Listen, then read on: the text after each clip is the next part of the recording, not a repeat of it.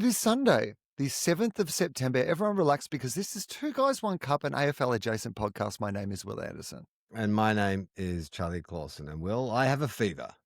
You have a Father's Day fever. It's Father's Day fever. today. I legit have a fever, but I also have finals fever. So, you have finals fever. So you have both a real life fever, you have Father's Day fever, and you have finals fever. You have a three-peat of fevers. That's right. I got the three Fs. And of course, last night you had Saturday night fever. So this has been it's just been a lot of fever this weekend. Well, here's what I will say is, firstly, maybe it doesn't work timing wise, but I feel like, there's always the debate around what does the AFL do for Mother's Day? Like, do they play a game or is it Father's Day always kind of falls in the football calendar in a way that we can't do a specialist round, right? Yeah. But if we rejigged the finals, like whatever the bye is going to be, or say they're going to play a playing game, that there's going to be whatever you want to call it, but there'll be a top six, and then you'll have the next four will play off against each other in what used to be the bye weekend, which seems to be what they're suggesting. Could they also, for the players that aren't involved in the finals, or maybe even just more generally, they're always talking about a mini tournament, could they do a father-son, father-daughter, mother-daughter tournament where you have to put together the best 18 kids of former footballers from your club? Yeah. So it can be Nick Dacos and Sam Darcy, but also you have to fill 18 positions of so you have to find the 18 most talented kids on your club's list and form them into a team to play. Maybe the dads can play as well. I think you're halfway there. I think it's Father's Day. We should be honouring the dads, not the kids. I reckon if you are a current AFL listed player and your father is able to take to the field. Yeah, okay. The best. And I'm not excluding dads. anyone here. Even fathers who are differently able, but they can take to the field. You're right. Your version is much better than my version. This is a much better version. On Father's Day, we do a round where the famous fathers, but also just any the dads. fathers who think they can still have a crack. Yeah. So or mothers. We're not men or women. That's right. It's just open. your best 18 of parents, but it is Father's Day. We'll keep it open for people who maybe don't have a father in their life or whatever. We'll keep it inclusive. Don't want anyone to feel bad. But your best 18 kind of father figures. Yeah, you have a combine. You have a combine in July. All the dads can come down, get tested. That's right. It's his vertical leap is a minus. We don't know how that's. We've never seen a minus vertical leap before. I mean, it would be deeper great in the ground than above it. It would be great to follow the dads getting themselves ready to try to play in this game. Well, did you ever have that?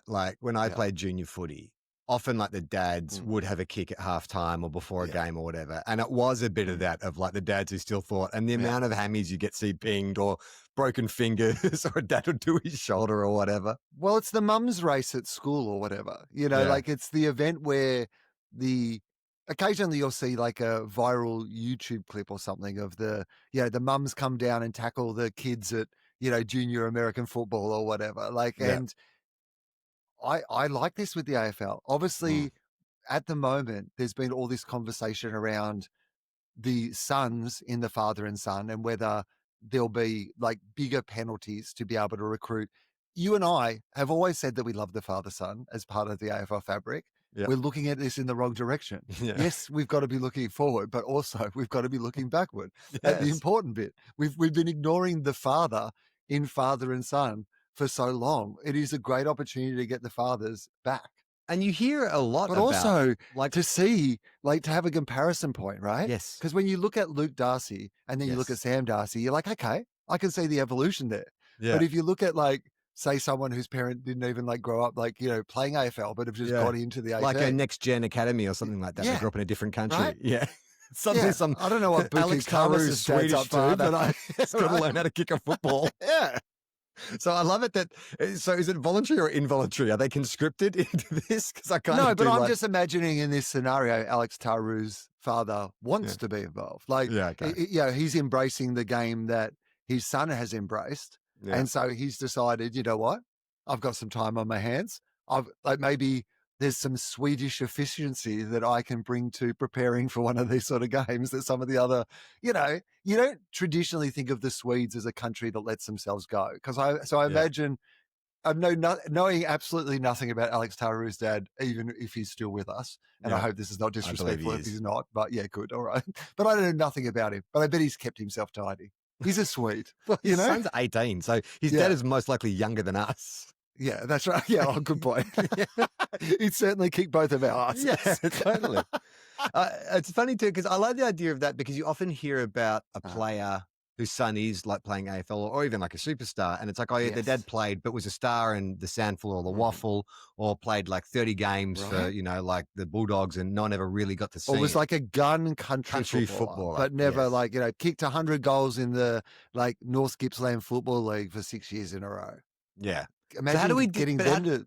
How do we differentiate it though from the Legends game? Are we sort of double dipping on that? No, you've got to have a son playing. Like it's not just former.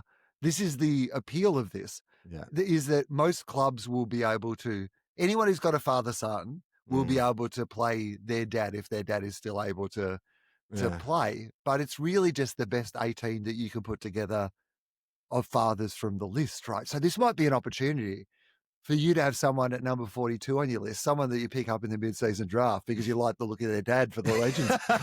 All right, so you're saying there's some kind of points that carry over for the actual team. Like if the dads have a victory, then like you get an extra 4 points or something. Or we're in finals round, so maybe you get an extra week off or something like that, or 6 on the bench. How about that? You can have 2 extra players on the bench.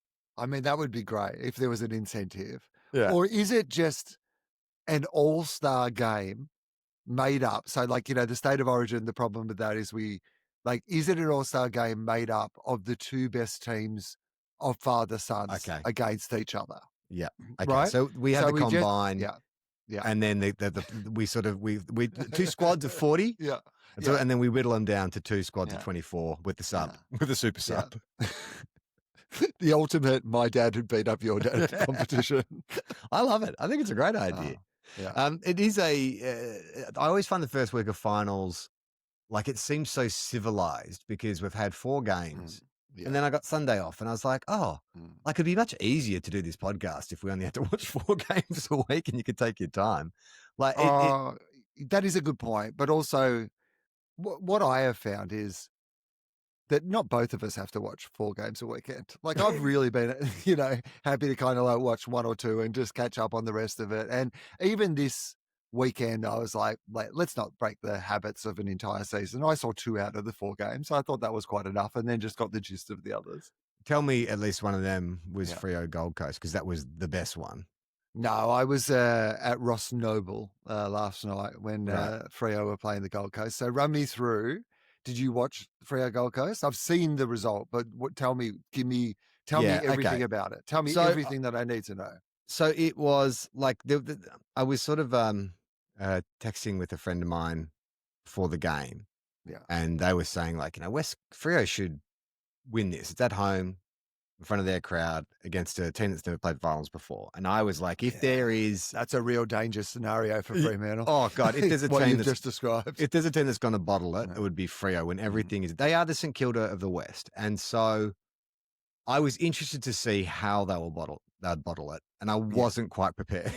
So how did it happen? Because Fremantle will be. Okay, so Gold Coast were pretty much on top for most of the game. Like for the first you'd say 2.5 quarters, like halfway through the third, Freo started to claw them back, but they just looked dominant. And I got to say, can I use a footy cliche that everyone loves at the moment? Built for finals.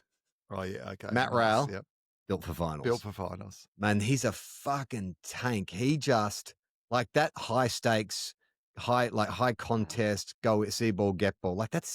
He's finally at his level. Like we've never seen him in his natural environment. But it's just if you have a player in your team who doesn't give a shit about their own personal safety and will just chase a ball like a sheepdog.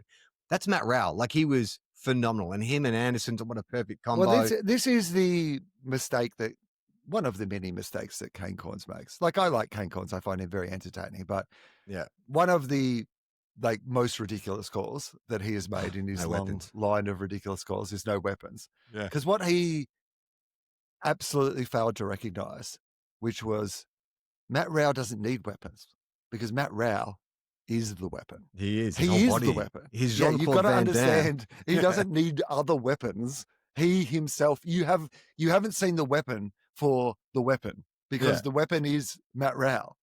There was one point in the game where he got a gash on his cheek that was, it wasn't streaming, but it was bleeding. The umpire took a look and said, "It's fine, like as long as you wipe that with you." So He Matt eats Rao, so much grass it comes out as sap. but Matt Rao was so like laser focused on the next contest that he was only like half wiping his face. So then his best mate, Noah Anderson, like a mum at school drop-off, had to come up and wipe the blood off his face for him because Matt Rao was incapable of taking his eyes off the ball. He just didn't, he wanted to be plugged in 100% of the time. Yeah. I mean, isn't it great?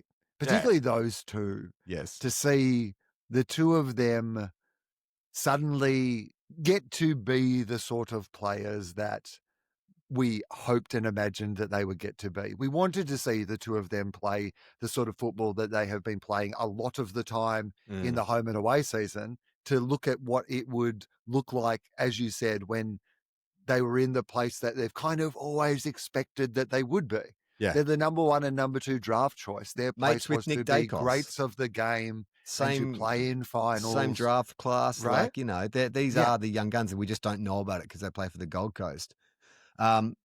So they were dominating, probably like I think at one stage got almost 5 goals up, or at least, you know, in the high 20s. And then Freo just started very workmanlike and very honorably just pegging them back. There was no kind of like flurries. It was just it was a real creeping, kind of like that Melbourne Saints game. It was just like, oh, another goal here makes an issue, another goal here. Shea Bolton started to kind of come alive and do a few Shea Bolton things.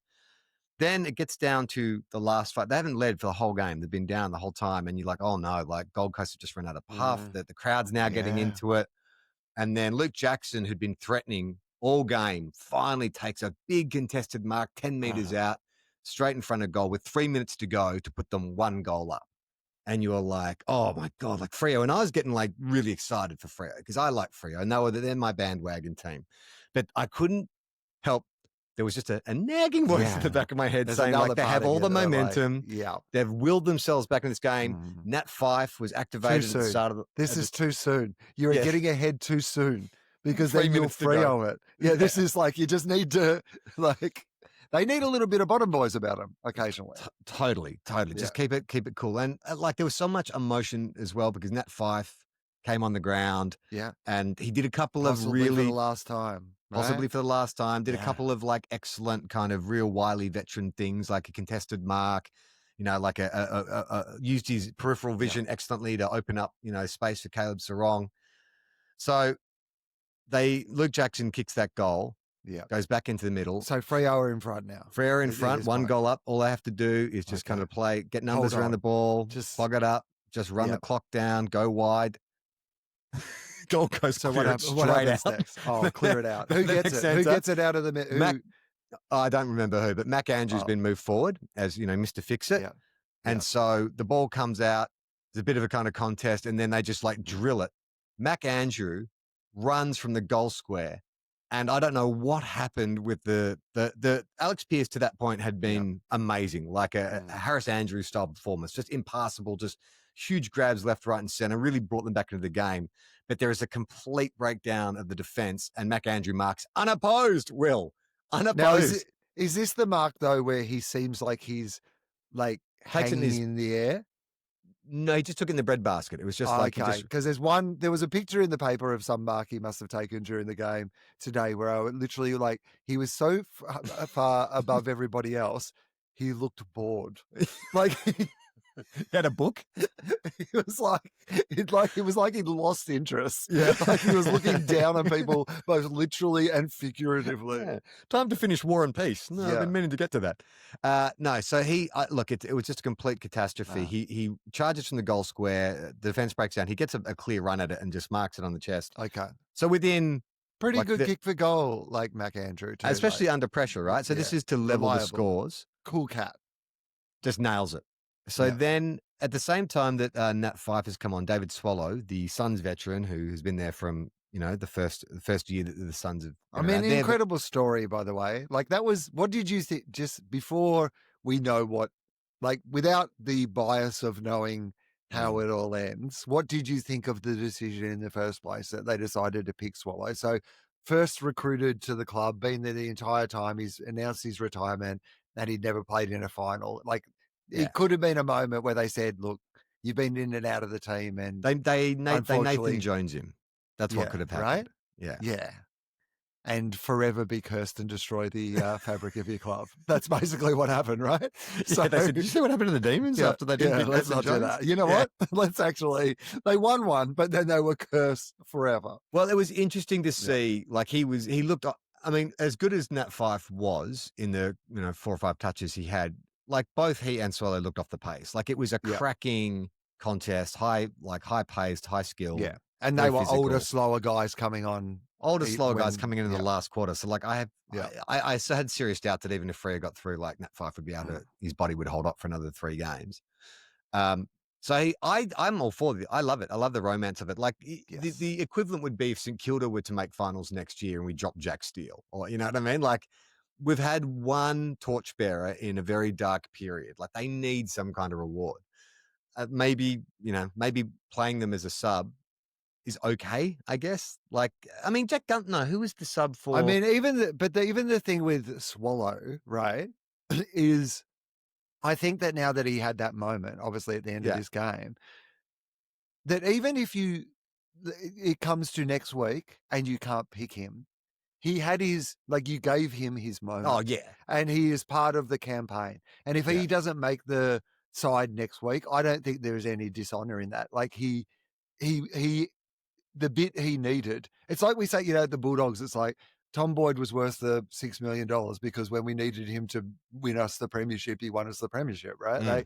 And I think that Swallow's done his bit. If the Gold Coast are going to win, it's not going to come down to whether David Swallow is the person. When he was needed. Well, when he was needed, he almost lost it. I've seen that bit.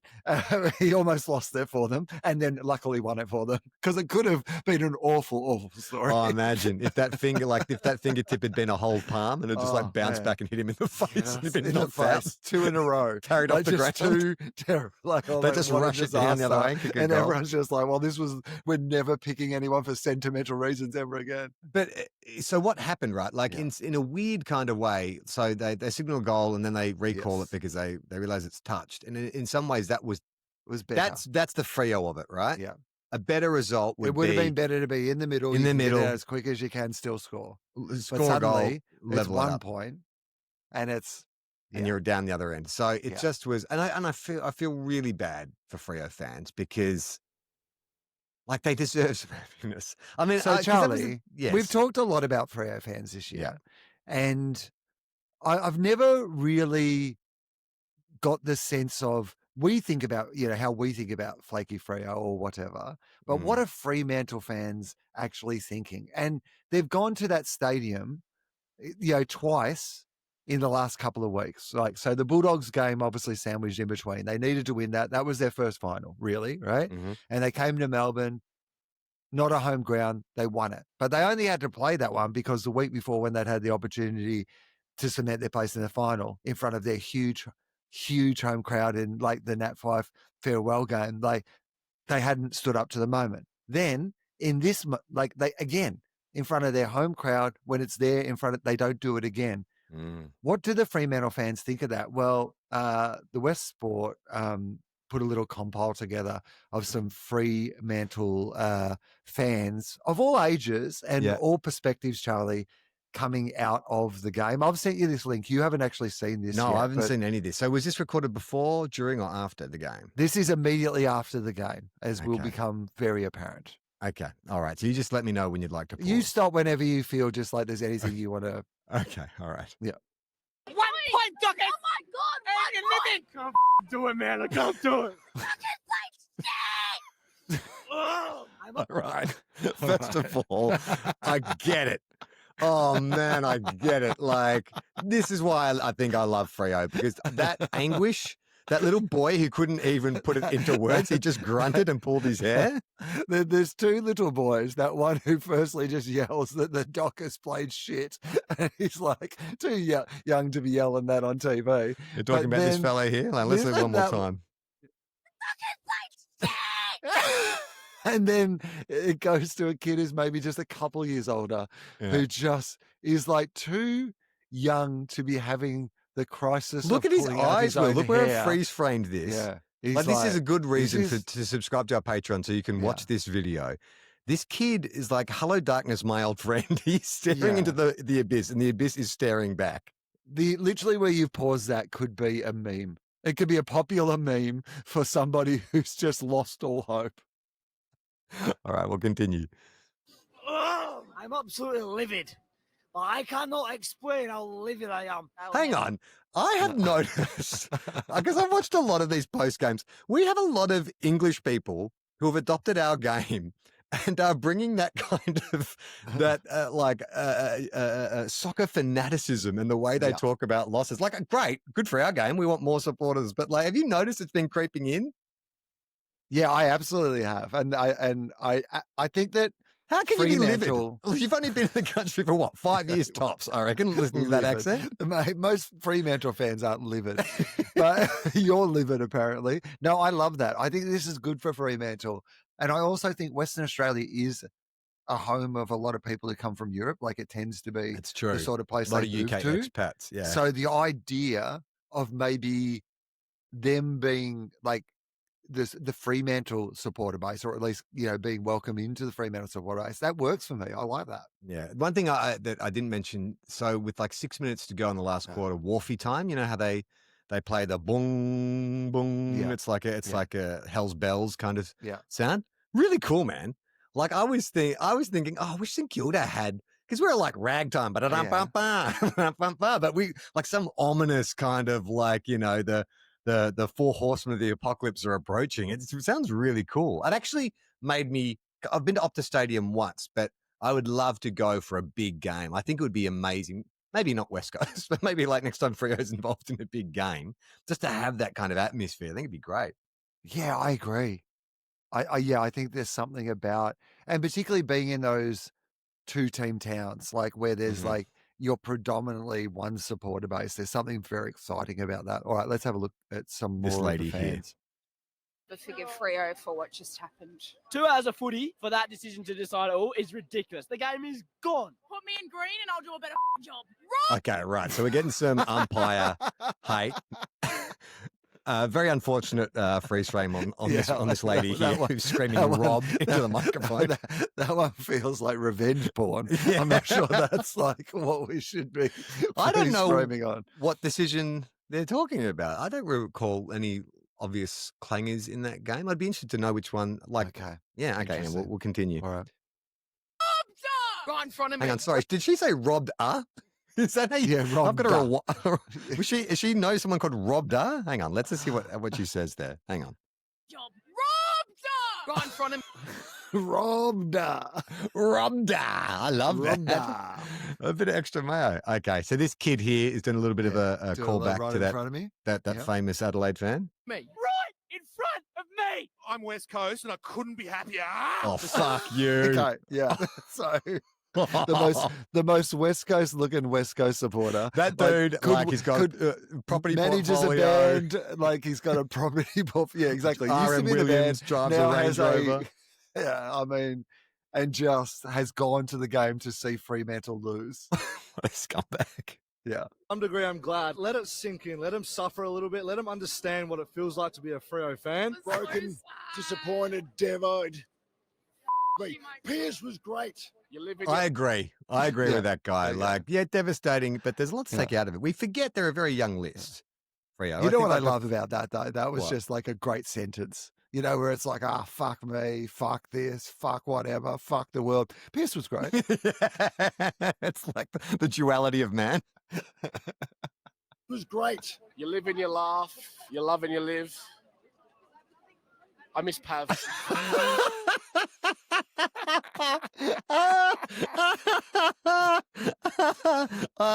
You know what is a nice change is all year we've been watching Carlton fans tear their hair out. Yeah.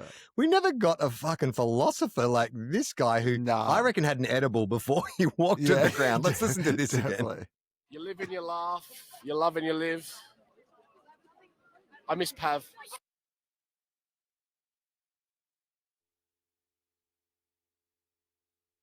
It's like a haiku. Yeah, that's right. It's like one of those motivational like posts you see on Instagram. Or it's just like he's like got that crocheted on his pillow at home. Yeah. Like it says you live and you laugh and you live. And then you turn it over and it says, I miss Pav. Oh, it's a wistfulness too. This is actually endearing Freo fans. It's a journey. This is why I wanted to play this to you, because I think it gives us a real sense of how the entire Freo fan base is feeling. All right. I'm so upset. I should have cheered in the cubicle tonight. Oh, Freo, when are you going to rock up? What the fuck was that? Was that a pretend voice or was that his actual voice? I don't know. So I don't think we should mock it too much. Okay, just in case. All right. Better not see a sun in the sky tomorrow. They should have wound back. That lady and I'm assuming her son or nephew. Like, what a double act. First of all, the nihilism of we better not see the sun, followed by a classic raspberry. Just so basically what happens here is she's gone with and she's young. I reckon maybe it's it's her little older brother. sister. I reckon it's older sister, little brother. And she's gone with we better not see the sun tomorrow. And then the microphone's gone down to the little kid and then just raspberry. We better not see a sun in the sky tomorrow. I mean, well, bad news. You live in Western Australia. All you get is the sun in the sky. Move to Now Melbourne. they're the young people, but here's an old fella, a bit of wisdom. Yeah, here we go. They should have wound back the clock for that last minute and a half, right? But the clock kept going. So read about that. Yeah. Oh, what? So, okay. So I guess after while they were in the arc, but the play would have stopped. Interesting. I think that guy is maybe he's got his facts a bit wrong, but I'd be interested to know. Read about that though. Yeah, read about that. Yeah. So yeah. Bloody bullshit. Gold Coast, well done, but there's always next year. Next year. This time it is actually next year. What the What does that mean? Oh, well. Oh, because like normally that's just a pithy thing that you throw out next year, but now the reality is it's next year. It can't be this year. This year is over. Right. This is the 13th year we being members. It'll be another 13 years. We'll still support Freo. We love Freo. That guy, you can't hear it, but he was sniffing his scarf. Kissing or sniffing? It looked like Kissing, he was sniffing. I believe he was kissing his scarf. Okay. of pain, but we will keep the tradition going. See you next year. Next year's a long time, Freo. Fremantle. Wait, what? Drink tray. Let's go, drink tray. So this guy's stolen a drink tray. Can I just say to you, this might be the most Western Australian way to finish. So this last dude looks like he plays for one or two teams. It looks like he plays for both of the teams. If they had to make a composite AI footballer made out of both the fans of the teams and the players of the teams, it would be this guy. So not only he's philosophical about Fremantle, there'll be next year. And then did you notice the subtle hint of a six-pack? Like his mates come up and lift his T-shirt up. Look at that. Shredded. Like, because all Western Australians look like that. Which is immediately what I thought they were about to do. I was like, show a tattoo or he's like six-pack. And then just like a magic trick, drink tray. Pulls a drink tray from his shirt. That's so great. Oh, man. That's awesome. Well, you know what, Freo? Yes. You may have lost the game, but you've won our hearts. And that means something. I really, that's great. You know, it was a journey, wasn't it? Got to really feel like I know a bit about what the Fremantle fan base think about Fremantle. And it just also reaffirms that they're the St Kilda of the West. Like, that is so... It was. You're right. It's everything I've ever said about being a Saints supporter, right? And just that misery and, like, just wallowing in the disappointment. It actually brings me to the next game I want to talk about, which is the Cats and the Lions. Okay, so this one I did watch. Okay, so, look, Sam Cav is a good mate of ours. He's also kind of our boss in a way. So I mean, I'm going to be sailing in a pretty direct way, actually. Really, to be honest, I'm going to be sailing into some. He is the person who is in charge of whether or not we have a show. Careers. So I mean, I guess in a really technical sense, I would say so. Yeah. So I'm going to choose my words very carefully. But Yeah. Sam is a Can go dyed in fuck the wool himself. cat.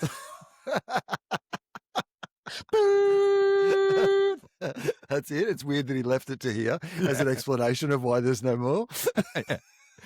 So he's a mad cat supporter. I've always known this about Sam, and so he hosted a little viewing party. So a few of us went round to watch the game. Nice. Yep. All right. He's the kind of cat Well, supporter this is on you though. So because you've gone to this thing. Yeah, totally. Well, I messaged him to say, "Hey, do you want to watch the game?" And he said, "I'm going to watch it at home with my son." And I said, "Oh, I was going to meet some guys." They're like, "Is there more the merrier?" But they've got to, cheer for the cats. That's fair enough. Like his house, his rules. He's the kind of cat supporter who opens the door wearing his cat's beanie. We live in the Northern Rivers. There's no need for a beanie out here. But you got to go show your support. The first thing I'll say is we are cut from the same cloth when it comes to supporting. Like he's a maniac. I'm the same way. Like he can't sit still. He rides every contest. He screams at the TV. He's completely blinded by bias. Cannot acknowledge a free kick to the other team. Like yelling, shouting. But the one thing that I kind of want to explore or take him to task on is I, as the St Kilda supporter, we are clearly, unlike Freo, we are from two different worlds. He has only known success pretty much for the last 20 years of his life. You'd think that would, when someone is used to that much success, it would give them some sense of, I don't know, it's like a charitable view of other teams or some kind of humbleness or no, absolutely not.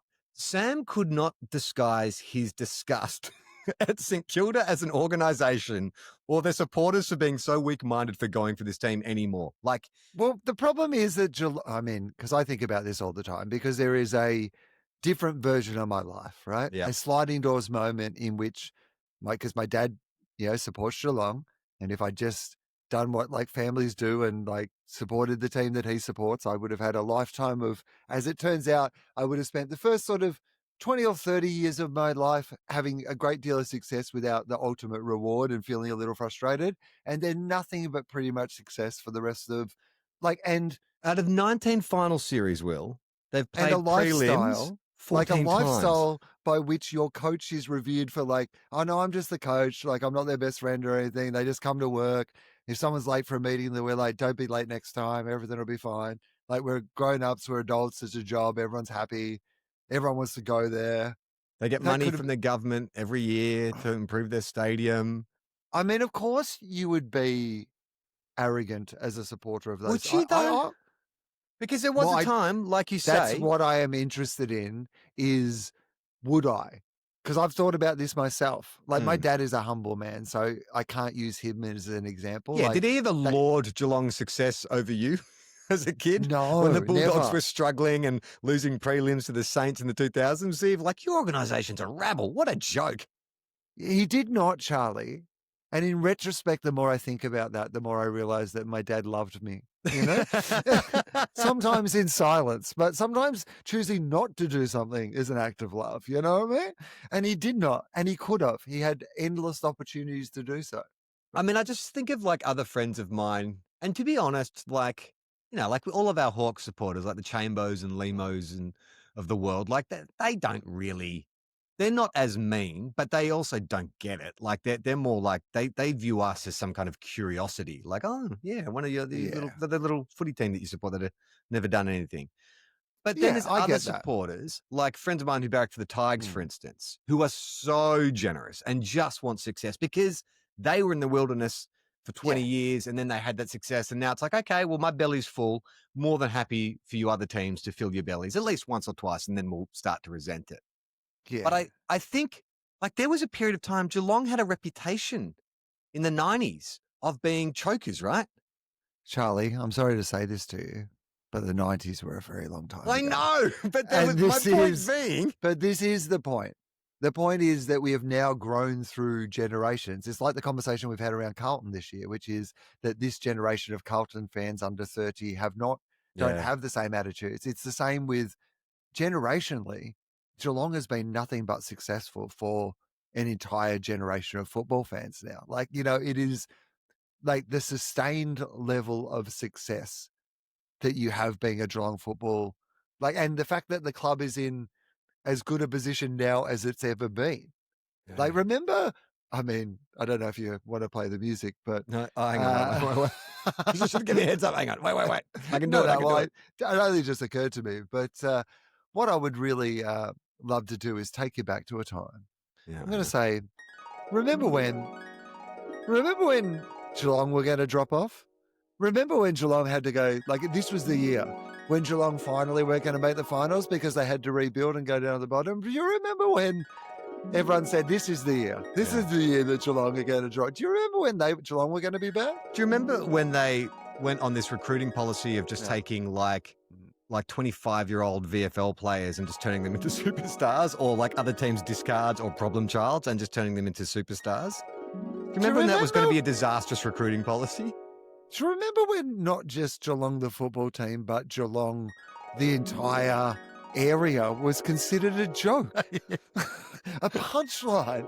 And now it is the most glamorous destination in Australia. Geelong used to be a place that you would avoid going to on your way to much more beautiful places down the Great Ocean Road. Yeah. It was the contrast. Oh, God. But now, look at them. And, I go back to that story I told a few weeks ago about going to GMHBA and sitting on the members wing and everyone was happy. Like, it was a great place to be, great place to play football, community-minded. This is what I am into. And I know that you are a little anti-Geelong and their sustained success. And I absolutely understand that. I respect it, but it fucking drives me mental. I'm a big believer in the idea of when people who are doing things like a fun way, a good way, like you said, community vibe, like you don't have to ruin your life to be an AFL footballer. You can be great and still have a balance and, et cetera, et cetera, et cetera. Then when they have success doing it that way, I actually think it's always good for the clubs and society, because when, you have some club that does it an awful way, then everybody has to start doing it that way. And so it's fun when a Brisbane or a Collingwood or I think a Geelong, at least they're organisations where you're like, okay, well, at the moment, these organisations are fun organisations. Powerful. Fun, they've got the balance. Fun, powerful, modern organisations. The equivalent of all the old ones, the big companies, the Essendons and the Carltons, they got old-fashioned, man. Yeah. And then suddenly all these new clubs that have got like, hey, it's work, but there's also a table tennis table and there's like bean bags and whatever, man. There's free snacks in the kitchen. Come in whenever you want. Do some work from home. The other thing I would say about the game, after the game, was in the post-match interviews, like, can we please not have a commentary team that includes Anthony Hudson, Jared Waitley, Tom Hawkins, and Cam Mooney? Like, it was a circle jerk. Does it feel too much, John? But just a little too much. Like, Tom Hawkins and Cam Mooney don't ask questions. They just praise. Like, they just praise their mates who come up to the microphone. But Bailey Smith weaseled his way into like an interview, because they're interviewing Chris Scott, and then Bailey's come up and given Chris like a shoulder rub, and Bailey, you come talk.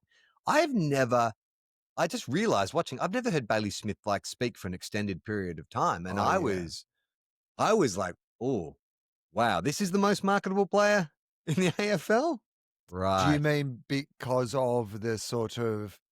Oh man, it was real difficult to sit through. Like, it was a word salad. He wasn't really answering the questions. I think he's very jumbly in his presentation. I mean, like, obviously he's had some mental health issues, etc. And I think part of this is that he can sometimes have difficulty communicating, putting the words together in the right way, or jumbling them up, or whatever it might be. It was interesting. It is interesting to me, though, that like, I think he has realized most of the time that his best presentation is in spheres where he can control it. Take your top off on your Instagram. Yeah, that's right. I mean, shut up. Shh. Most of his listeners are just like, shh, we don't need your opinions, baby.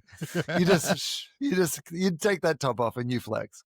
So what do you, we always get lulled into this in the first week of finals, that the team that loses the qualifying final, like it's a disaster. They looked awful and slow. And the team that won the elimination final, like, they look fantastic.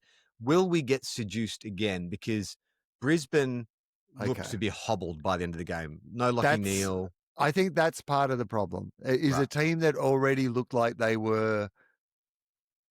It was one of those games where there were some people who have been like, Brisbane haven't missed Joe Danaher this year, and I was like, you know when they missed him? Like the other night. That was when they missed Joe Danaher. Do you know what I mean? That was what Joe would do. Joe would kind of like wander through the season a bit, and then it'd be like, oh, finals. Oh, yeah, okay, cool. Yeah, I'm interested. What do you need? 3 or 4 goals? Yeah, I reckon I can sort you out tonight. And they really did need somebody like that. I really felt like they, they got beaten so badly. Yeah, they looked way off it, didn't they? I mean, Geelong could have won that by 100 points. Like if Cameron had kicked straight, if they hadn't had those ridiculous, let's talk about that. Okay, yeah, because that's when Sam got really angry at me because I wasn't celebrating him kicking those goals, but it was when he started like shushing the crowd and doing all that kind of stuff. That's what I said. I was like, fun. And I said to the group, not just Sam, I said, oh, he's a great heel, isn't he? And Sam just yelled at me and was like, no. It's not the wrestling, mate, for football. Wrestling's fake. This is real life. I was like, oh my God. Now I feel personally attacked. Also, this is like the wrestling, Sam. I'm sorry if you are listening back to this. It is kind of like the wrestling. Like we invent these characters. We want these characters to be bold. And also in that moment, Rayner's trying to do the best he can possibly do for his team, which is to start something, right? Yeah. To try to get something going. And I think that the first decision was very soft. He obviously, it was very soft. There's no doubt about that. The second one was a free kick. 100%. Like every day of the week, the second one is a free kick. Like the first one shouldn't have been, but the second one is, right? Yeah, I mean, he took a dive in both instances, but because doesn't matter. The second time you are entitled to dive. Yes, right. When Sam was railing against me, I was like, "It's prohibited contact. If you are dumb enough, when the umpire is right there to go, like, there's no need for Guthrie to run in and bump him. Like, it's only going to like invite a dive." And if you're dumb enough to do that, you deserve to have a free kick paid against you. Yes, correct. I was almost kicked out. At that point, Sam pointed to the door, dragged his finger across his throat. That's a great example of like being a fan and how when you're a fan, you worry so much about your team's fortunes, because as a person who is not a fan of Geelong, it was so clear to me that regardless of that, there is no way Brisbane were getting back in that game. Yeah. Geelong had it so under their control in almost every part of the field that it just, as soon as they stopped kicking it as soon as they were like, oh, you know what, the only thing we're not really doing well here is we keep kicking it to Harris Andrews. What if we just stop kicking it to Harris Andrews? And as soon as they stopped doing that, they were sorted. Yeah, I mean, it was Brisbane they looked rattled. They were fumbly. They've sort of had a weird season, right? Like they kind of won those first like 7 games or so and were really under the radar. And then they had that slump in form. Then they got good again. But it's funny, like Geelong should be the one pinging hamstrings and calves and stuff by all like rationale. They're the older team. Brisbane all season have just been hanging on. Yeah. Like, they've always had that thing of, and, I think they've just lost, and they've got too many players out of form. Like Charlie Cameron hasn't really was he even on the ground? I completely forgot he was a Brisbane player. He hasn't played well for a year. Like Logan Morris didn't have a great game, but that was because they were able to kind of not give him much opportunity because there wasn't much else. Because if you're talking about like having, Day and that kid who was like playing like his, whatever game, like it's not, an all-star. No, and like Hipwood was always just like a third tall at best anyway, but he's gone, and so they pretty much did not have a functioning forward line. And then when you take Neil out, and then so sad. I love watching Lockie Neal play, and I mean, again, to use that cliche, built for finals. He's a dude who just excels. Like such an unusual looking footballer, isn't he? He's so I agree. Low center of gravity. He reminds me of like a Mini Cooper or a Volkswagen Beetle. He's like this round little thing that zips around. Yeah. He'd be the sort of footballer if you needed to do an Italian job. to negotiate those streets at a low level, he'd be the guy. Yeah. So I don't know. So they're going to go up now against the Suns, the Q clash. Can you believe that we're going to get a Q clash? After all these years of us joking about the Q clash, now, and also to be set up like this, because Gold Coast obviously won last time. Yeah. And so suddenly you've got Brisbane are the reigning premiers who are staggering with injury without their Brownlow medalist best player, injuries all over the place. You got this upstart new team. It's the biggest night ever in the history of Queensland football, I imagine, right? I was out at the Byron markets this morning, and I saw at least 3 Suns paraphernalia. A couple of Suns caps and one person wearing and it's like 23 degrees. A guy wearing the Suns scarf just to represent. I was like, oh, that's interesting. I wonder if there is because I was very surprised. There was that one shot on the final sign. Did you see it? I think it was like David Swallow hugging someone, and you had a stand filled with Gold Coast. I'm like, that must be all of them. Like, that's got to be it, right? Apparently, there was a decent turnout. Really? Was what they were saying. I don't know what they define as paid being crisis a decent... actors, were they? The AFL's like, oh, shit. I mean, it might have been David Swallow's kids. I don't know. I don't know what's... I mean, how do you get... Say, Collingwood put on those buses for the Pies fans to get them to Adelaide Oval. What's the incentive to get disinterested Gold Coast people to Perth to watch a game that's not native to their state? What are you offering? Interesting. Implants. Free implants and veneers. Oh, yeah, that's right. Your veneers. Yeah, that's right. Everyone's getting veneers. Everyone's getting white leather shoes. You're getting veneers. And veneers. All right, let's talk a little bit about the first game, the Crows and the Magpies. Yeah. Was any game more set up for a classic backs against the wall victory than this? Much like I felt before the Freo game, I know how this is going to go. I felt like this was always on the cards. This was, obviously set up from this entire Rankin thing, right? As well. Like, these two clubs have had so many close encounters or big games or games that have had controversies. And then one of the biggest controversies of the entire season, where coming into this game, you suddenly had this idea of, well, how are Adelaide going to be without Rankin? Like, just on a really practical level, taking him out of the team, will that make a big difference to them? And I think you can say, just on the level of him as a player, you can just say, yes, it does, right? They are not as good a football team without him, and they can't cover for him in the way that, because their midfield isn't as deep and whatever you like. And they don't have he's those. Such a unique player. He's that fire starter, like game changing. Yeah. You lose something just from not having him as a player. Yeah. Then you're coming up against the team where the controversy itself happened against. How is the town reacting? Like Adelaide's been, and I'm sure that there are so many really decent Adelaide Crows fans who aren't buying into all this nonsense that has gone on. But the way that some people in that town have weaponized, like in the way that they normally do, the rest of the world's out to get a sort of hometown thing, but then have turned around something that was never about anything other than the person who perpetrated the wrong to being something other than that, and then whipping up. I wish people hadn't booed, but I wish people hadn't whipped them up into thinking that booing was a good idea in the first place. And I do put some of the blame on Quainer, because he got the ball a lot and they were booing every time he got the ball, and he would not stop getting the ball.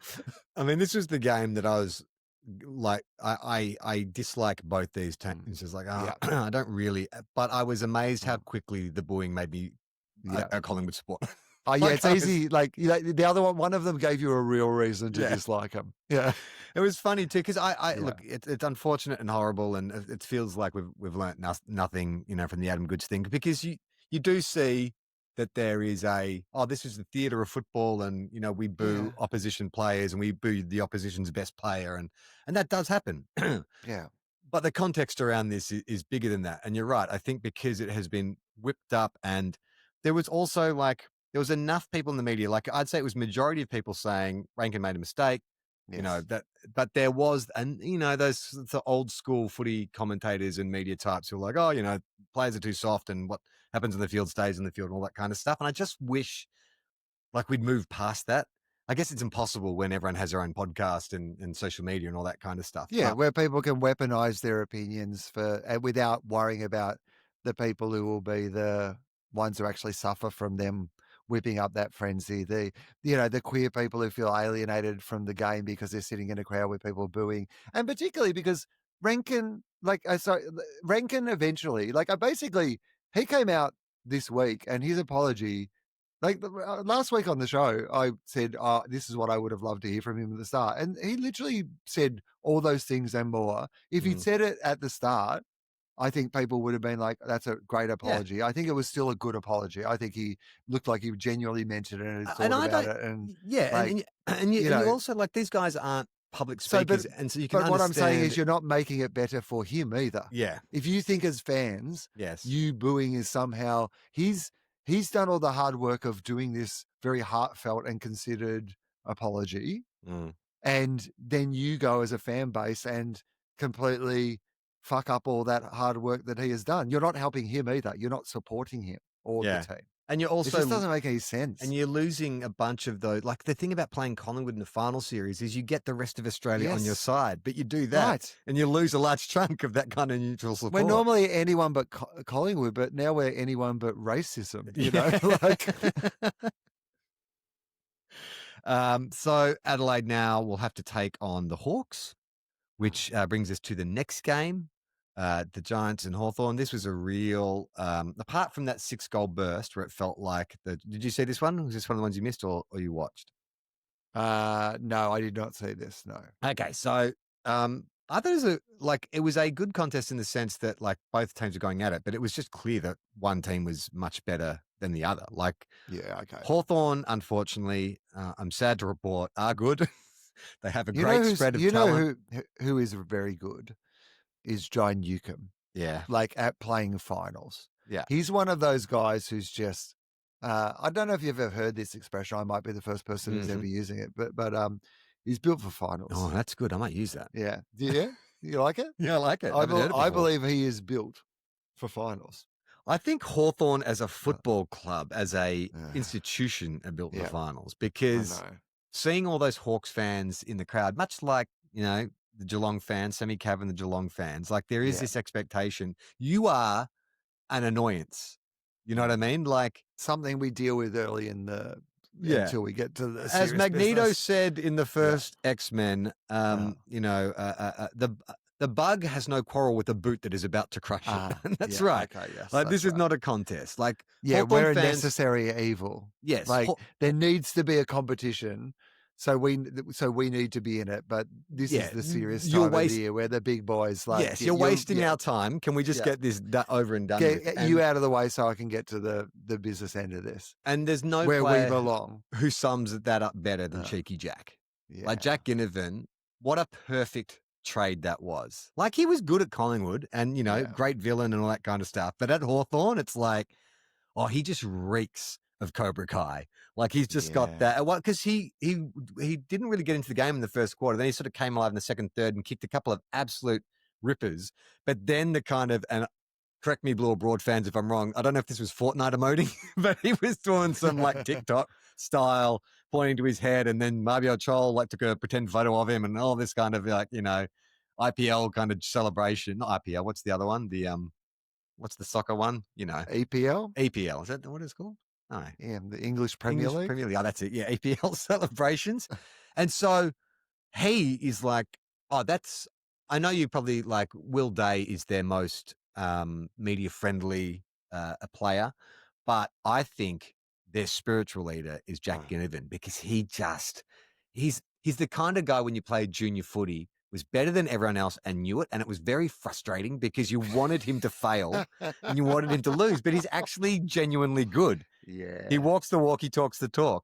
So Josh Kelly was the super sub. They activated him in the, I think, like at the start of the second quarter. And it was like, you remember when remember the Adelaide thing where he gave the supporters the finger and that court reporter chased him through the airport. And, like, I remember at the time I was like, I thought that the court reporter had probably crossed a line in the way that she was asking the questions, but that's okay. That's like the way that they ask their questions normally in their normal job. But the way that he responded to it, like such a sullen teenager, you know, like, it was real, like, how embarrassing. You're embarrassing. I'd be embarrassed if it was like, and I'm like, party boy Corey Worthington. It had that energy. Totally. Yeah, that's right. Yeah, everyone, I've seen it. You gonna take your sunglasses off? No, they're famous. So, I mean, could Jack Ginnivan, could that be his thing? He's the party boy, Corey Worthington, just standing at the front of like Waverley, and he's just shirtless with a doona over him and a hat and big sunglasses. You could imagine if they won the flag. Yes. Yeah. He's given. He should, at the very least, he should go to Mad Monday as party boy Corey Worthington. Party boy Jack Ginnivan. Giants just never really, apart from that, they had flurry 6 goals, and it was exciting but then the Hawks just kind of felt like the Hawks, a bit like the Pies, a bit like the Cats. They were just in cruise control. Oh, this is cute. It's a bit of a challenge. This is cute. What do we do? Oh, that's right. We'll just crush it. And then they run away with it. It would surprise me if the Giants had. It always felt like one of those seasons where Hogan couldn't get continuity. Like there were people kind of in and out. Like they had probably a good enough list to win it, but none of them were on the field at the same time. And they just felt like they were the only team in the top 8 that the Bulldogs beat. We beat them twice. Yeah, so that's a bad sign. Yeah, right. So, this feels about right is what I'm saying. Yeah, I always think, I do always have this concern about the Giants that because they're supported by, and I will get some angry emails about this, but it's a good supporter base. And they're not. They're great. They're great. It's all about the base. They're very small. Not how big it is. It's what you do with it. But and they definitely never piping in noise to the ground. It is only the noise of the people who are there. That's right. The AFL are not souping it up at all. But if they cannot get some kind of and they've had sustained final success, but if they can't get a flag, my concern is they could wither on the vine because I just don't know. I mean, I know they've got draft picks for years and stuff, but where's that energy going to come from?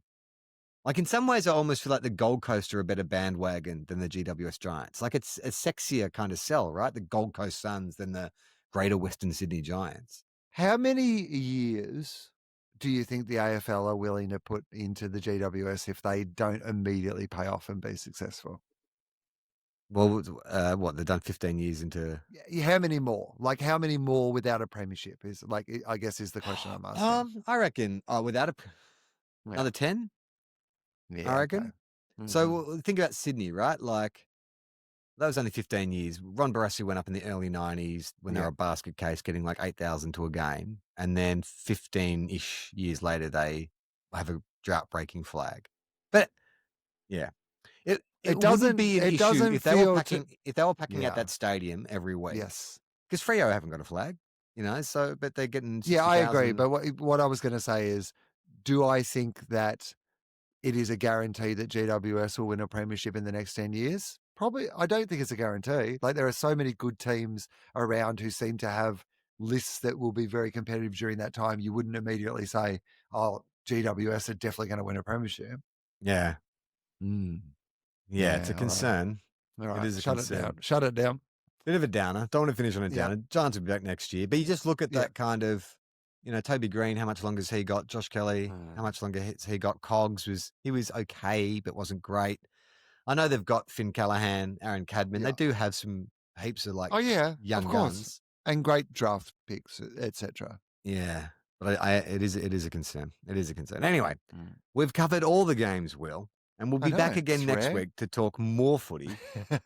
Have you got any shows you want to promote in the meantime?